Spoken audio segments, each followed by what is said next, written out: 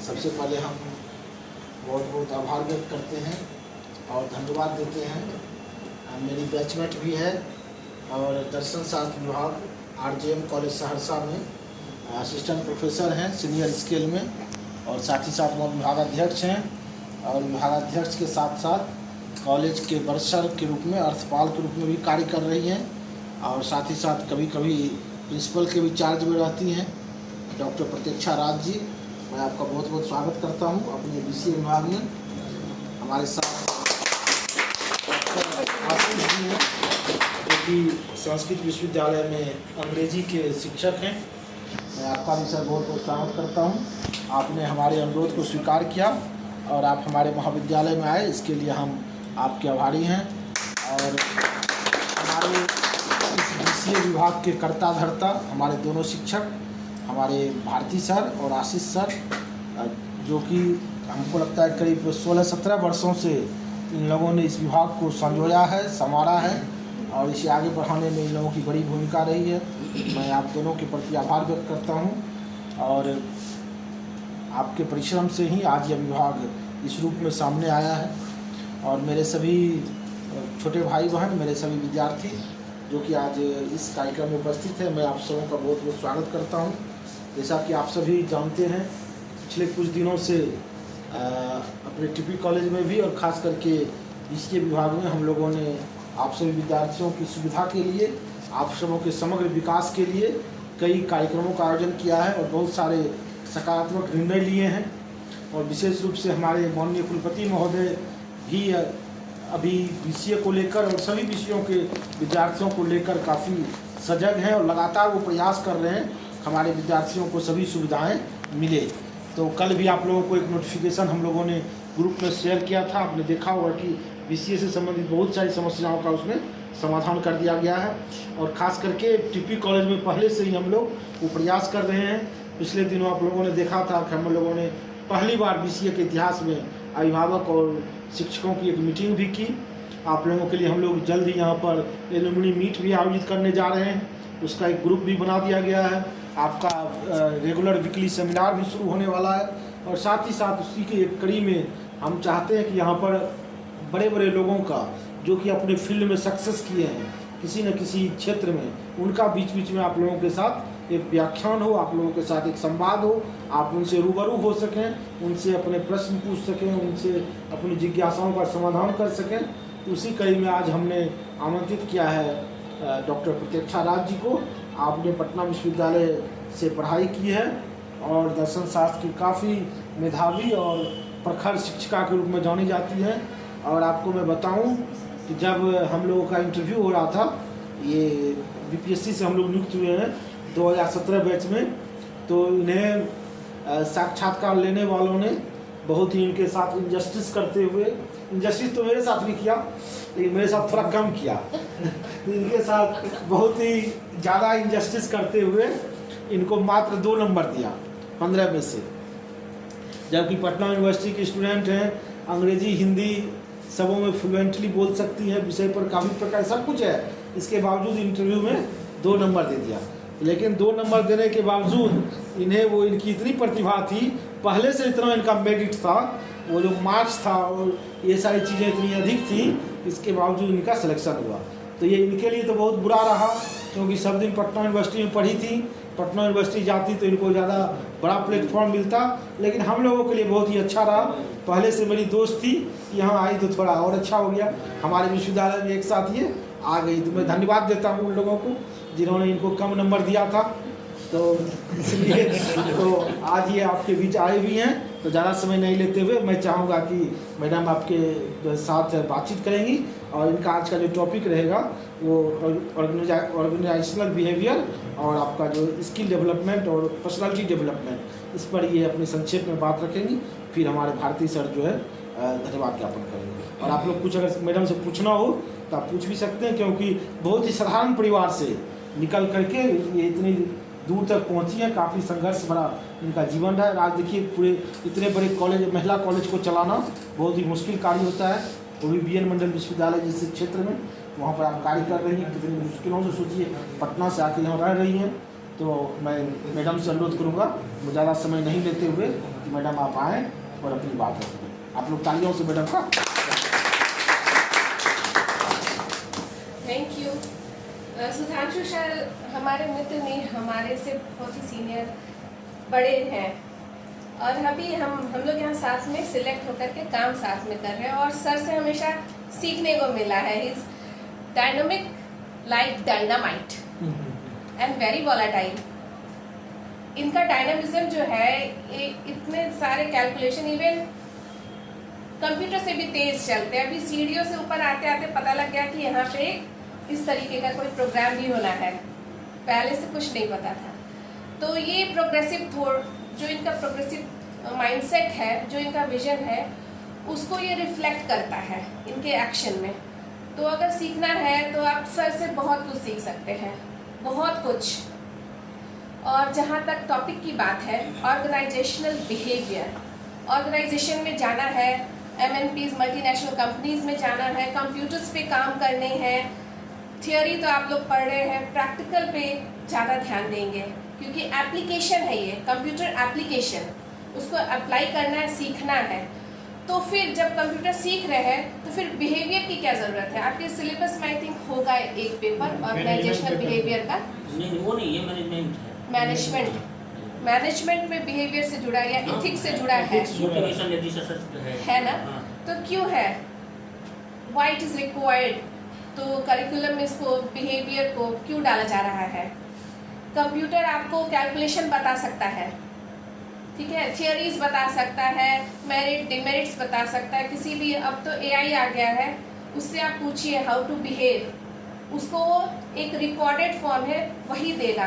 But behaviour है और जो डिसीजन है वो आपकी अपनी पर्सनालिटी, आपके जो संस्कार, एक बहुत बड़ा ही शब्द है संस्कार। बहुत चीज़ों से सीखने के बाद संस्कार जनरेट होता है, कुछ अपने परिवेश और अपने परिवार से भी आता है। तो जब आप डिसीजन लेते हैं तो उस वक्त उसकी ज़रूरत होती है, वो AI नहीं बता सकता व्हाट टू डिसाइड। अगर आप उसमें करेंगे देयर इज अ विल, अगर एक कुआं है तो AI माइट, वो आपको ये बताएगा कि यू मे जंप, अगर जंप करेंगे तो आप गिर भी तो सकते हैं। तो कंप्यूटर एक कैलकुलेटर, उसके सारे एल्गोरिदम होते हैं, एल्गोरिदम आप लोग पढ़े होंगे। तो प्रोग्रामिंग बेस्ड है, उसको बताया गया है कि अगर आपसे ये पूछा जाए तो इसका जवाब ये देना है, ठीक है। और आप टाइप कर रहे हैं लेकिन आपके आंसर को वहाँ कोई बना करके तब आपको पोस्ट कर रहा है, उसमें फ्रैक्शन ऑफ सेकंड्स लगते हैं, इसलिए आपको पता नहीं चलता है। लेकिन ये सारी प्रोग्रामिंग कहीं ना कहीं से ऑपरेट की जा रही है, बहुत बड़े लेवल पे, हमारी थॉट से भी बड़े लेवल पे इसको ऑपरेट किया जा रहा है। तो ऐसे में इस कंप्यूटर जनरेशन में, टेक्नोलॉजी में बिहेवियर की क्या है इम्पोर्टेंस, क्या है अच्छे बिहेवियर की, गुड बिहेवियर की? क्या सिर्फ एक अच्छा वर्क पर्सन बन करके आप आगे बढ़ सकते हैं?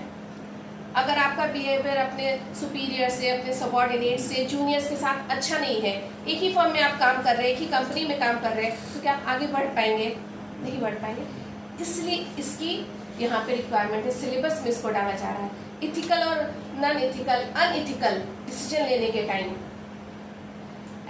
हैकिंग की भी आजकल है। फिर एंटीवायरस भी है, जो कंप्यूटर प्रोग्राम बना रहे हैं वही एंटीवायरस भी डेवलप करते हैं। वो तो उनकी मार्केटिंग स्किल्स है एंटीवायरस को सेल करने की। तो सिर्फ एक प्रोग्राम है जिसको रोकने के लिए एंटीवायरस, एक प्रोग्राम दूसरा प्रोग्राम बनाया गया है, बस ये है। तो अगर आगे बढ़ना है तो सिर्फ टेक्नोलॉजी पे आधारित नहीं होकर के अपने बिहेवियर को भी आपको अच्छा रखना होगा। एक स्टूडेंट है जो क्लास में टॉप करता है, पढ़ने में वो इतना अच्छा है कि टीचर्स के पास मार्क्स कम पड़ जाते हैं, पर उसका दूसरा एस्पेक्ट ये है कि जब वो टीचर से अच्छे से बात नहीं करता, अपने जूनियर से, अपने साथ में बैठने वालों से बात नहीं करता, अपने रूम को अरेंज करके नहीं रखता, सामानों को इधर उधर फेंकता है, उसके अंदर डिफरेंट तरीके के थॉट्स आते हैं, या वो उसमें एक ईगो, एक अहंकार डेवलप हो जाता है कि फिर मैं तो बहुत अच्छा हूँ, मेरे से अच्छा कोई है ही नहीं। तो इस तरीके के लिए एक अपने बिहेवियर को कोर्स के अनुसार भी और डिफरेंटली, जो कोर्स नहीं सिखाएगा वो आप सोसाइटी में सीख सकते हैं। जो आपके आसपास जो टीचर्स, जैसे अगर सुधांशु शेखर जैसे हैं आपके आसपास, इनसे आप सीख सकते हैं, अपने टीचर से सीख सकते हैं। ये कोई सिखाए, ये कोर्स में नहीं आता है बिहेवियर, मैनेजमेंट में जो बिहेवियर बताया जाएगा वो ऑर्गेनाइजेशन से जुड़ा होगा, और जो सोसाइटी का बिहेवियर है, जो लाइफ में आपको कब क्या डिसाइड करना है, वो हमेशा रहता है सही और गलत का डिसीजन आपको खुद लेना होता है कि आप सही पे जाएंगे या गलत पे जाएंगे। मार्क्स में आप गेस्ट पेपर से लिखेंगे या पढ़ करके लिखेंगे, ये आप खुद डिसाइड कर लीजिए। आपको सीखना है या सिर्फ मार्क्स लाना है। तब तक हम चलाते हैं, क्योंकि यहाँ पे जितने मार्क्स तो अच्छे आ जाते हैं, लेकिन जब वो जॉब के लिए जाएंगे, जब वो इंटरव्यू फेस करेंगे, तो वहाँ पे वो लोग आगे नहीं बढ़ पाते। कहेंगे कि नहीं, हम लोग तो यहाँ ये flood prone area, economically backward area से आए हैं, हमें अच्छे से पढ़ाया नहीं गया, आपने कोशिश भी नहीं की अच्छे से पढ़ने की, ये बात है। यहाँ जो चलता है ना, जैसे पर फोन ले करके लिख लिए, आप सीखे तो कुछ नहीं, सीख करके लिखेंगे तो आप फिर कहीं मार नहीं खाएंगे, कंपटीशन में आ जाएंगे। अभी तो हम लोग कंपटीशन में भी नहीं है, compete करेंगे, दूसरे को कंपटीशन देंगे। और जब आप फंक्शनल कोर्स में आए हैं तो यहाँ पे तो प्रैक्टिकल क्लासेस चलते होंगे, लैब होगा आपका, उसमें ज़्यादा से ज़्यादा टाइम दीजिए। थियोरी, प्रेजेंटेशन अच्छा बनाइए। प्रेजेंटेशन क्या होता है कि जब आपका पेपर जाता है तो आपकी प्रेजेंटेशन, आपकी हैंडराइटिंग, ये सब काम करते हैं। आपका नॉलेज कितना है और आपने उस लिमिटेड टाइम में कितना उस पेपर पे लिख पाए हैं, वो काउंट करता है। उसके बाद जब आप खुद से सीखे रहेंगे तो आपके अंदर एक अपना ही कॉन्फिडेंस आ जाएगा कि नहीं, मैंने सीख करके फिर एग्ज़ाम दिया है। फिर आप एक अच्छे पिलर बन के सोसाइटी में जाएंगे, फिर सोसाइटी आपसे सीखेगी। तो बिहेवियर का ये है। और मैनेजमेंट फील्ड में, कंप्यूटर एप्लीकेशन के फील्ड में बिहेवियर, क्योंकि आप एक गवर्नमेंट सेक्टर होता है, एक कॉरपोरेट होता है, एक प्राइवेट सेक्टर होता है, तो आप लोग कॉरपोरेट वर्ल्ड में जाने वाले होंगे, प्राइवेट सेक्टर में भी जा सकते हैं। वहाँ का बिहेवियर एक अलग होता है। इवन जो आप मेल करते हैं, ऑफिशियल मेल, इनफॉर्मल मेल, जैसे आप हम लोग लेटर सिखाया गया था स्कूल्स में, वैसे ही मेल का भी पैटर्न होता है।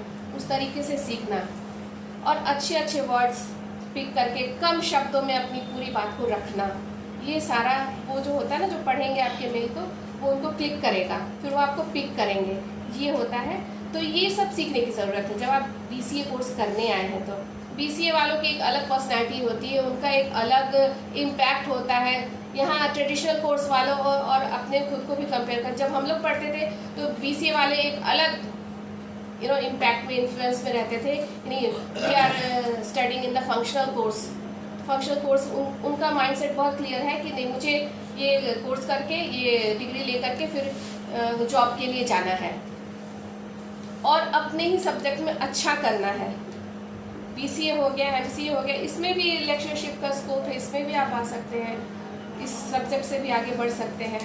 निराश नहीं होना, निराश नहीं करना है। ब्यूटी को डिफाइन करने के लिए बड़ा एक छोटा सा, ब्यूटी को लोग बहुत तरीके से डिफाइन करते हैं। मेरा क्या होता है, मैंने डिफाइन कैसे किया है, harmonious and proportionate, that is all about beauty.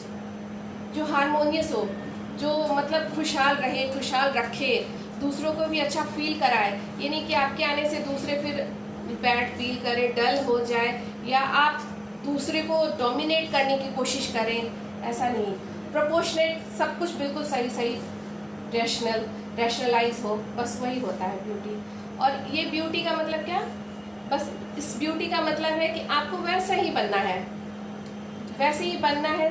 Society को, जो आप यहाँ से सीख रहे हैं, सोसाइटी को भी सिखाना है, उनको डोनेट करना, उनके लिए काम करना है। अल्टीमेटली आपको लगता है आप अपने लिए काम कर रहे हैं, जॉब ले रहे हैं तो आप अपने लिए काम कर रहे हैं, अपनी लाइवलीहुड के लिए काम कर रहे हैं, आप सोसाइटी के लिए भी तो काम कर रहे हैं। एक पार्ट इम्पॉर्टेंट होता है। ये फेडरल सिस्टम है ना हमारा, किसी एक के करने से नहीं होगा, हर एक इम्पॉर्टेंट होता है। हर छोटी सी छोटी चीज़, जैसे कंप्यूटर में CPU, UPS, मॉनिटर, माउस, सब इतना ही इम्पॉर्टेंट है, किसी एक के बिना नहीं हो सकता। उसी तरीके से सारी चीज़ें इम्पॉर्टेंट है लाइफ में। सीखते रहिए, सीखने की कोई उम्र नहीं होती है, तो सीखते रहिए और आगे बढ़ते रहिए। खुद की मार्किंग खुद से करिए, जितना टाइम मिले इंट्रोस्पेक्शन करिए, दूसरे की मार्किंग पे नहीं, लेकिन खुद से एनालाइज करिए। मैंने आज ये गलत कर दिया तो ये कल को सही करके लाना। कंप्यूटर प्रोग्रामिंग जब मैं स्कूल में थी तो मुझे नहीं समझ में आ रहा था, हमारे लिए बिल्कुल नया था। आप तो C और C++ पढ़ रहे हैं, हम लोग GW बेसिक पढ़ करके आए हैं। तो उसमें ये मैथमेटिकल कैलकुलेशन ये सब मुझे नहीं समझ में आ रहा था। तो फिर चॉइस था इकोनॉमिक्स लेना है या कंप्यूटर्स लेना। मैंने फिर भी कंप्यूटर को ऑप्ट किया क्योंकि इकोनॉमिक्स और भी समझ में नहीं आ रहा था। तो फिर एक प्रोग्रामिंग स्कूल में तो लिमिटेड टाइम में टीचर्स बता देते हैं, फिर घर पे जा करके उसको प्रैक्टिस करना, फिर सीखना। और जो बुक्स में ना उसमें इनफ मटेरियल है, उसमें अच्छे से बताया हुआ है। और आजकल की जनरेशन के पास जो आपका फ़ोन है उसको व्हाट्सएप फेसबुक इन सब को छोड़ के अगर आप पढ़ाई के लिए यूज़ करें, उसके लिए भी ample of materials are available on the net. बहुत सारी ऐसी साइट्स होते हैं जो फ्री में कोई भी कोर्स का सारा सिलेबस आपको देंगे, बुक्स देंगे, सब कुछ करेंगे। तो इसको सर्च करते रहना है और पढ़ते रहना है। और एक विजन बना लीजिए कि मैं आज यहाँ 2025 को यहाँ पे हूँ, तो अगले साल खुद को कहाँ देख रहे हैं, उस तरीके से। और उस पर अपना काम कर रही है, मैप वर्क रही है। टीचर्स इतने अच्छे अच्छे टीचर्स हैं आपको गाइड करने के लिए। तो बस आगे बढ़ते रहिए और सोसाइटी के लिए कुछ करिए अच्छा। Thank you. बहुत बहुत धन्यवाद मैडम। आपने देखा कितने कम समय में और कितना प्रेरणादायी उद्बोधन आपका रहा। और अगर आप लोग कुछ पूछना चाहते हैं मैडम से तो जरूर पहले एक दो प्रश्न जरूर पूछो। नहीं पूछना चाहते हो फिर भी पूछो, एक दो आदमी पूछो जल्दी पूछो। बैठे बैठे भी खड़े खड़े जैसे बोलो बोलो पूछो, क्वेश्चन पूछो जल्दी से। थोड़ा मैडम को जाना है, टाइम कम है। हाँ, BCA के बाद MCA करिए, फिर इसमें नेट क्वालिफाई करिए। नेट क्वालिफाई करने के बाद ही अब PhD में इनरोलमेंट होता है, ठीक है। तो अगर आपका विजन वहाँ है कि मुझे एजुकेशन में जाना है तो यही करिए, इसको बना लीजिए। MCA करिए, नेट के लिए अपीयर होइए, नेट का एग्ज़ाम लीजिए, क्वालिफाई करिए, PhD इनरोलमेंट लीजिए, PhD करिए। बहुत स्कोप है आगे, बस टेक्नोलॉजी का ही स्कोप आने वाला है क्योंकि हर सब्जेक्ट में टेक्नोलॉजी जुड़ने वाली है। इनका क्वेश्चन तो मैम स्कूल टीचर के लिए, स्कूल टीचर के लिए। हाँ, कंप्यूटर टीचर्स होते हैं, CBSE बोर्ड, ICSE बोर्ड, तो B.Ed करना होगा। B.Ed कंप्यूटर वालों को B.Ed भी BCA MCA के बाद जो है ना, अगर आप मान लो अभी जो बिहार सरकार में स्टेट का एग्जाम क्वालिफाई कीजिए और उसके बाद अभी BPSC का एग्जाम हो रहा है, TRE। हाँ, इस बार जो आपका वैकेंसी आएगा, ठीक है ना, TRE 4 का जो वैकेंसी आने वाला है, स्कूल में उसमें आपको मान के चलिए कि इधर सुनिए ना, आपको जो 10+2 में है उसमें PGT टीचर में आपको तो MCA करना पड़ेगा।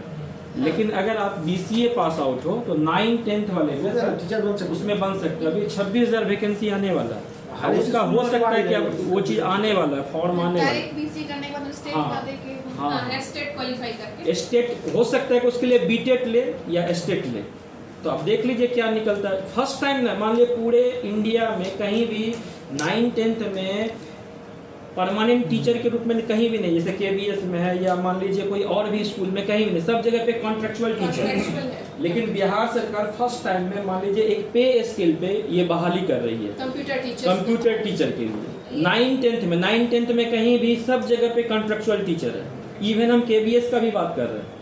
तो अब मान लीजिए इसका कुछ एक परफॉर्मा तो बनाना पड़ेगा ना, BTET का एग्जाम लेके स्टेट का ले। अगर वो चीज़ क्लियर हो जाएगा तो मेरे समझ से BCA वाला एलिजिबल हो जाएगा। और 26,000 वैकेंसी आ रहा है।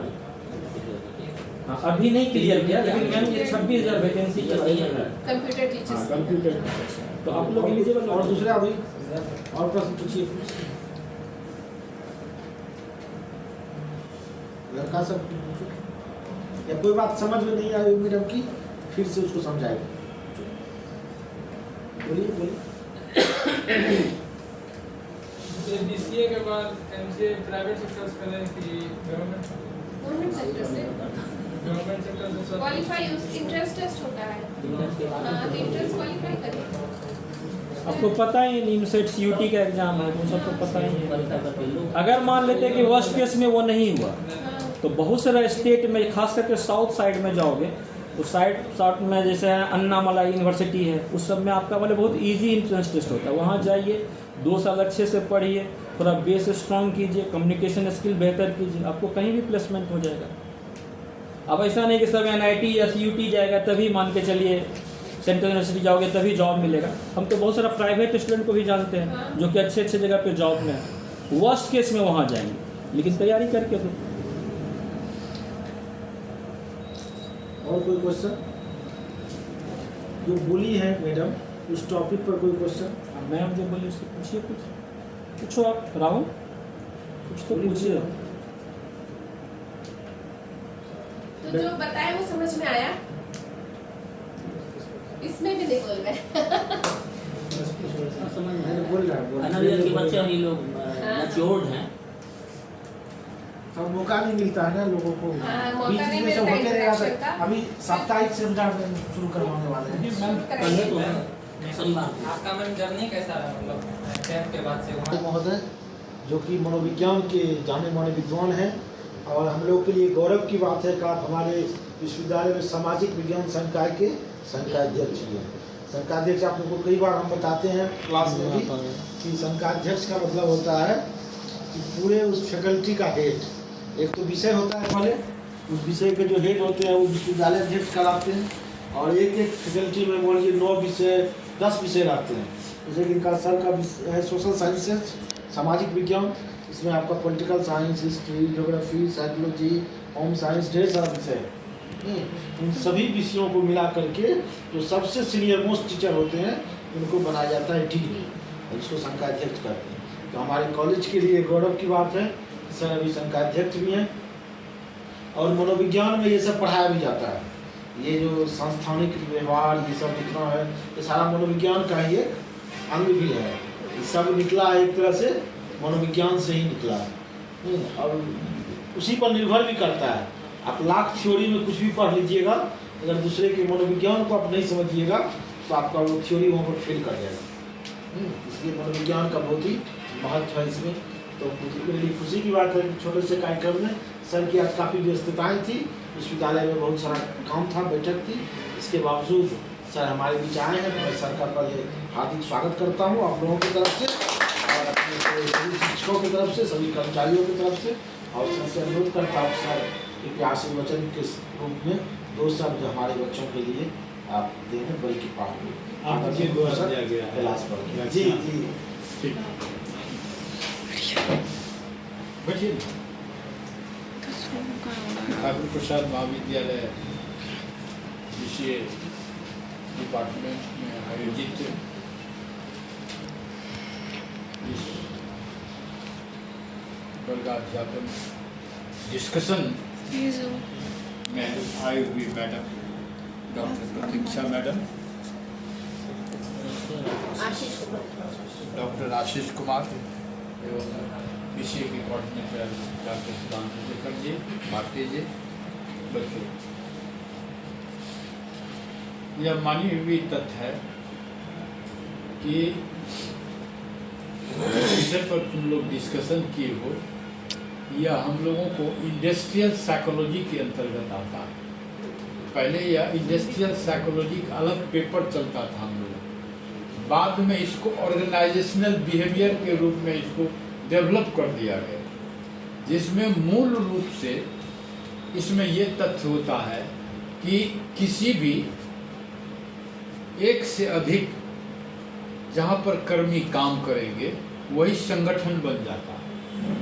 एक आदमी से कोई संगठन नहीं बनता है। एक से अधिक व्यक्ति जहाँ किसी संस्थान में, किसी कंपनी में, किसी फैक्ट्री में अगर काम करता है तो उसका एक अलग एटीट्यूड होता है, उसका एक अलग मोटिव होता है, जिसका असर उसके कार्य निष्पादन पर पड़ता है।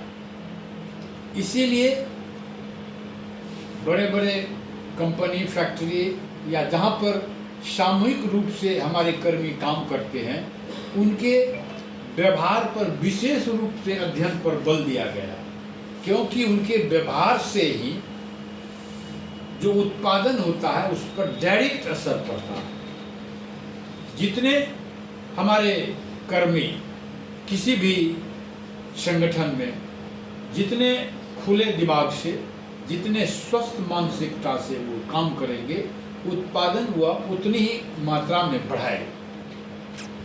अगर किसी रूप में हम रोज देखते हैं कि फलाने कंपनी में एक्सीडेंट हो गया, उसका हाथ कट गया, उसका पैर कट गया, उसका ये कर गया, जो कुछ भी दुर्घटनाएं भी होती है, उस सब का भी साइकोलॉजी यही है कि जिस समय आप कोई काम कर रहे होते हैं, उस समय आपका दिल और दिमाग वहाँ रहना चाहिए जहाँ आपका वर्क प्लेस है। घटनाएं आए दिन होती ही रहती है। किसी कंपनी फैक्ट्री में आप सुनते होंगे कि किसी का पैर कट गया, किसी का हाथ कट गया, किसी का ये हो गया। इसीलिए बिहेवियर, उसके बिहेव पर अध्ययन किया गया। उसका एटीट्यूड ठीक होना चाहिए, उसका एप्टीट्यूड टेस्ट होना चाहिए कि किस प्रकार उसके मनोभाव हैं, कोई समस्या से वो ग्रसित तो नहीं है, वो परिवार में कोई टेंशन में तो नहीं है। अगर इस प्रकार के जो कोई कर्मी होते हैं तो उनको काउंसलिंग किया जाता है वहाँ। इसीलिए काम के वक्त या काम के बाद भी वहाँ पर बड़े बड़े कंपनियों में रिफ्रेशमेंट होता है, उसका क्लास होता है कि आप फ्रेश हो जाइए, आप खुश रखिए अपने आप को। किसी समस्या को लेकर के आप किसी कंपनी या घर में, हम कॉलेज में ही आते हैं उदाहरण के तौर पर, कॉलेज में अगर घर में कोई डिस्टर्बेंस है मुझे, परिवार में बच्चे से, बेटे से, पत्नी से, किसी से भी, अगर हम महाविद्यालय में उस टेंशन को लेकर के बैठेंगे तो जो बच्चे हमारे सामने आएंगे उसका डायरेक्ट प्रोजेक्ट हो जाएगा तुम्हारे ऊपर। क्योंकि यह मशीन नहीं है, मानव है हम। मशीन और मानव में यही फर्क है कि मशीन को तुम डीजल पेट्रोल देकर के कहीं स्टार्ट कर दो तो शुरू हो जाएगा, उसमें कोई वातावरण, व्यवहार, विचार पर कोई असर नहीं पड़ता है। लेकिन मानव पर, मानव के द्वारा जो भी व्यवहार होगा वह उसके अनुकूल सिचुएशन रहना चाहिए, उसके बाद ही कार्य दक्षता आगे बढ़ सकता है। ठीक है, बहुत बहुत धन्यवाद मैडम को। और बाद में फिर हम लोग डिस्कस करेंगे, हमारा तो ये टॉपिक विषय भी है। Thank you. इंटेलिजेंस सिखाता है साइकोलॉजी, और बहुत कंप्यूटर धन्यवाद सर। आर्टिफिशियल इंटेलिजेंस सिखाता है। जैसा कि मैंने पूर्व में भी आप सबों को बताया कि सर के नेतृत्व में हमारा यह महाविद्यालय लगातार आगे बढ़ रहा है, और विशेष रूप से आपके विषय विभाग के लिए भी बहुत सारी सुविधाएं सर ने प्रदान की है। और अभी हमारे माननीय कुलपति महोदय भी लगातार सभी विश्वविद्यालय की गतिविधियों को, इसके समग्र विकास के लिए प्रयासरत हैं, और विशेष रूप से उन्होंने BCA के विकास के लिए बहुत सारी कार्य योजनाएँ बनाई हैं और बहुत सारे महत्वपूर्ण निर्णय भी लिए हैं। तो मैं आशा रखता हूँ आने वाले दिनों में आप सबों का BCA का जो भविष्य है वो काफ़ी उज्जवल रहेगा। यहाँ के आपके शिक्षक को भी एक सम्मानजनक वेतनमान भी मिलेगा, कर्मचारियों की भी स्थिति सुदृढ़ होगी, विभागीय लैब, लाइब्रेरी, सभी चीज़ें आने वाले दिनों में अच्छी होंगी और हमारे यहाँ MCA की पढ़ाई के लिए भी एक बेहतर माहौल बनेगा। उसके लिए भी आप लोगों को आने वाले दिनों में सुविधाएं मिलेगी, ऐसा मुझे विश्वास है। इन शब्दों के साथ अब ज़्यादा समय नहीं लेते हुए मैं हमारे सबसे वरिष्ठ शिक्षक, जो कि हमारे विभागाध्यक्ष की जिम्मेवारी भी निभाते हैं, के भारती सर, मैं उनसे अनुरोध करूंगा कि आप सर आएँ और हमारे आदरणीय प्रधानाचार्य महोदय का, हमारे मुख्य वक्ता जी का और सबों का धन्यवाद ज्ञापन करें। बहुत बहुत धन्यवाद हमारे संप्रति समन्वयक डॉक्टर जानशु शेखर सर का। आज का ये टॉपिक अपने आप में एक ऐसा महत्वपूर्ण टॉपिक है जिस पे रिसर्च भी किया जा सकता है और जिस पे इतिहास भी लिखी जा सकती है और जिस पे किताबें भी लिखी जा चुकी है और लिख भी सकते हैं आप लोग। बहुत डीपली, बहुत माकूल बातें हमारी मैडम प्रतीक्षा राज मैडम, जैसा कि सर ने बताया कि RJM कॉलेज सहरसा में अभी ये पदस्थापित हैं, वहाँ पे विभिन्न पदों को सुशोभित कर रही हैं। वहाँ पे मेरा बहुत पुराना रिलेशन है मैडम, क्योंकि मैं एक्सटर्नल में वहीं जाया करता हूँ, BCA के एक्सटर्नल में बाह्य परीक्षा के रूप में। पांडे जी वहाँ के समन्वयक हैं और साइड में उधर से सेंटर है, विशेष सेंटर, मैं वहाँ जा चुका हूँ, कई बार जा चुका हूँ। आप यहाँ पे आए, हमारे बच्चों को एक रियल फैक्ट से आपने अवगत कराया। हम तमाम विभाग की तरफ से आपका तहे दिल से आभार और धन्यवाद ज्ञापन करते हैं। हम धन्यवाद ज्ञापन करते हैं संस्कृत से जुड़े हमारे जो देववाणी है, जिसमें सारे वाणी भारत की एक पृष्ठभूमि है, एक आधार है। संस्कृत सुखार्थीन वात जेत विद्या, विद्यार्थीन वात जेत सुखम। जो सुख की चाह रखता है वो विद्या की चाह छोड़ दे, जो विद्या की चाह रखता है वो सुख की चाह छोड़ दे। संस्कृत में है श्लोक, बड़ा पढ़ा है। आप यहाँ पे शिरकत किया, आपके प्रति भी आभार और धन्यवाद ज्ञापन करते हैं। इस रूप से मैं धन्यवाद ज्ञापन करना चाहता हूँ। सवेरे 9 बजे से लेके सर और हम साथ में थे विश्वविद्यालय में, और एक ही साथ थे, और सर ने ही कहा भूजा और घुगनी वहाँ पे खाए, चाय पिए, करके आप चलो। आप नहीं थे कोनो बार, और यहाँ पे आए। सर ने भी बहुत अच्छे तरीका से एक ऑर्गेनाइजेशनल बिहेवियर के विषय में प्रकाश डाला इस टॉपिक पे। सर के प्रति भी आभार और धन्यवाद ज्ञापन करते हैं। हम इस रूप से आभार और धन्यवाद ज्ञापन करते हैं अपने संप्रति समन्वय जो हमारे अग्रज भी हैं, और समय समय पर एक ऐसी चीज़ों को जो जानते नहीं होते हैं हम लोग, और जब आते हैं तो वो चौंकावी क्या हो रहा है, इसके लिए क्योंकि इनके पीछे इनका फैक्ट है कि कुछ ना कुछ डिपार्टमेंट में अगर कुछ ना कुछ एक्टिविटीज होती रहती है तो कर्मचारी, टीचर और बच्चे सभी एक्टिव रहते हैं। विशेष रूप से सरकार तहे दिल से धन्यवाद और आभार व्यक्त करते हैं। बच्चों, आप सबों को भी धन्यवाद कि आपने आया और यहाँ पे सर की वक्तव्य को सुना। बस एक ही बात मैंने पढ़ा था कहीं किताब में या कहीं, आपको क्या पढ़ा नहीं सर, 2 मिनट का मैं समय मांगता हूँ, कि बिहेवियर कि अगर उसको वर्गीकरण किया जाए, उसको वर्गीकृत की जाए तो बहुत सारे वर्गीकरण उसके हो सकते हैं।